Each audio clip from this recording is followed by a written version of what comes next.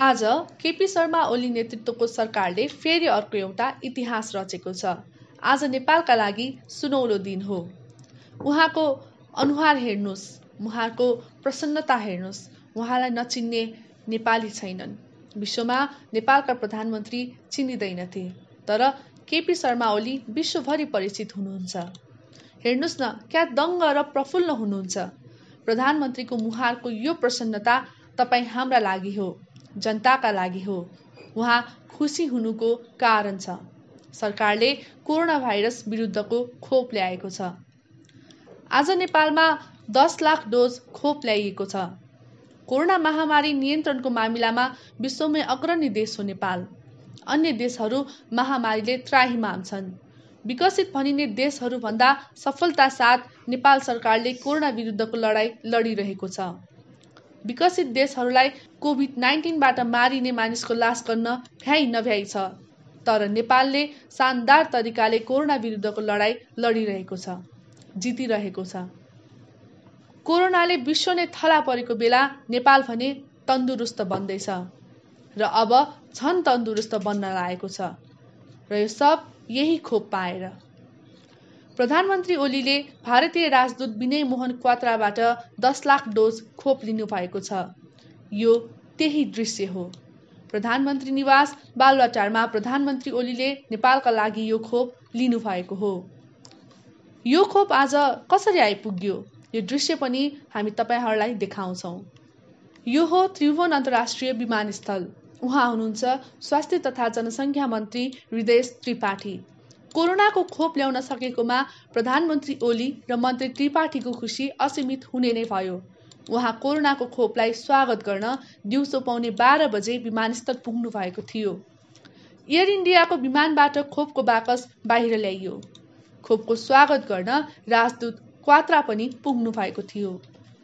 What you see behind us here, the Air India aircraft carrying the 1 million doses of Indian manufactured COVID vaccine is indeed a landmark and a historic event in the history of relationship between the people and two countries. It is indeed a special moment. It is synonymous with the substance and the synergy in our partnership. They say that every ending has a beginning. I think this beginning of joint cooperation between India and Nepal marks probably, hopefully, the end of the COVID pandemic, at least in Nepal. 1 million doses of Indian vaccine is also testimony to what the Indian Prime Minister has repeatedly said, that Indian capacities, Indian capabilities in all areas of economic endeavor would always have in their mind people first and neighborhood first. The 1 million doses of the Indian manufactured COVID vaccine is a gift from the people and the government of India to the people and government of Nepal. I would also like to mention that within 1 week of the vaccine rollout in India, that started on 16th of this month, the vaccine is here on the grounds of the Bhubaneswar International Airport. I would also like to mention that when the Foreign Minister Gewali ji had gone to India, which was just about a week ago, this topic of COVID vaccine supply to Nepal had been prominently discussed.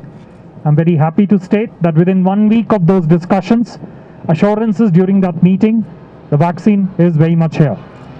You would all be very well aware that Nepal is among the first few countries to receive the COVID-19 vaccine manufactured in India, outside India. They say that the hard times reveal the true test of friendship.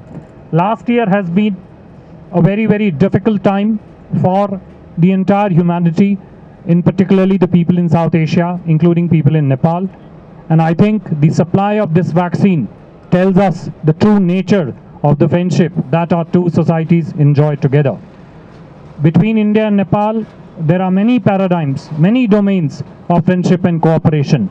To them, you can today add Vaccine Maitri as another important area of our partnership. We are confident that Nepal's COVID warriors, especially health and frontline workers, would benefit immensely from this vaccine. At this occasion, I would like to offer my best wishes to the Health Minister of Nepal, with whom we have had extensive cooperation, and he has been most active and in the forefront of coordinating the efforts of vaccine supply to Nepal. I wish him and the people of all the best as India and Nepal join hands to not just battle this pandemic but to march towards its end. केही साता अघि मात्र स्वास्थ्य मन्त्री बन्नुभएका त्रिपाठीले पदभार सम्हाल्दा उहाँको मुख्य चुनौती थियो कोरोनाको खोप ल्याउने। यो चुनौती पार गर्दै मन्त्री त्रिपाठीले नेपाल र नेपालीका लागि खोप ल्याउन सफल हुनुभएको छ। आजको दिन हामीले नेपालको धरतीमा भ्याक्सिन उतार्न सफल भयौं। यसको लागि म भारत सरकार, प्रधानमन्त्री माननीय नरेन्द्र मोदीज्यू र भारतीय जनतालाई नेपाल सरकारको तर्फबाट, हाम्रा प्रधानमन्त्री सम्माननीय केपी शर्मा ओलीजीको तर्फबाट र नेपाली जनताको तर्फबाट म धन्यवाद दिन चाहन्छु, आभार प्रकट गर्न चाहन्छु। र विशेष गरी म महामहिम राजदूत महोदयलाई विशेष धन्यवाद दिन चाहन्छु। उहाँको प्रयास नभएको भए भ्याक्सिन अलिक पछि आउन सक्थ्यो, तर उहाँको प्रयासले गर्दाखेरि हामी आजैको दिन यस धरतीमा भ्याक्सिन उतार्न सफल भयौं। यस भ्याक्सिनको न्यायपूर्ण ढंगले सदुपयोग हुनेछ। हाम्रा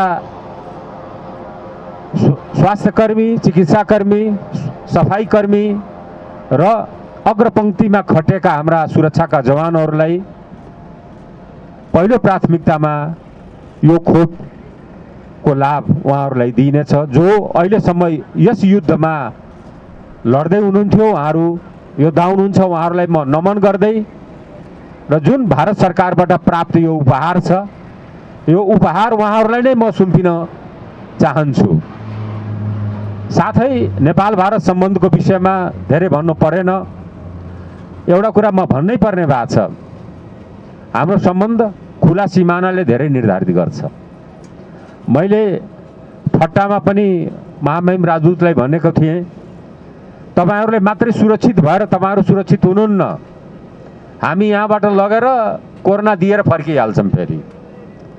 त्यसकारणले सँगसँगै यदि गइएन भने यस विरुद्धको युद्धमा हामी संयुक्त रूपले सफल हुन सक्दैनौं।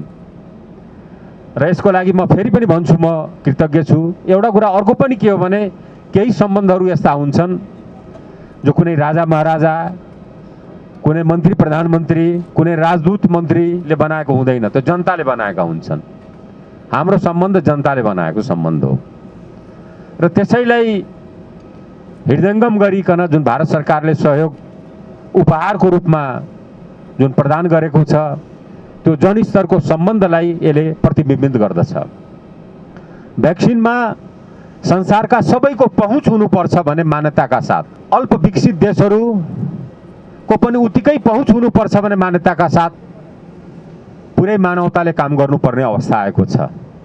र यस सन्दर्भमा भारत सरकारले जुन आफ्ना छिमेकीहरूसँगको यो सहकार्यलाई अगाडि बढायो, त्यसको लागि हामी उच्च प्रशंसा गर्छौं, उच्च मूल्याङ्कन पनि गर्छौं। र यसको सदुपयोग हामी केही दिनमा, हप्ता 10 दिनबाट नै सुरु गर्छौं। झनै 40 लाख थप भ्याक्सिनको हामी अत्यन्त आवश्यकतामा हामीले महसुस गरिरहेका छौं। र यो भ्याक्सिन खोप अभियानको अन्त्य हुनुभन्दा अगाडि हामीले त्यसलाई ल्याइसक्नु पर्ने अवस्था चाहिँ हाम्रो अगाडि छ।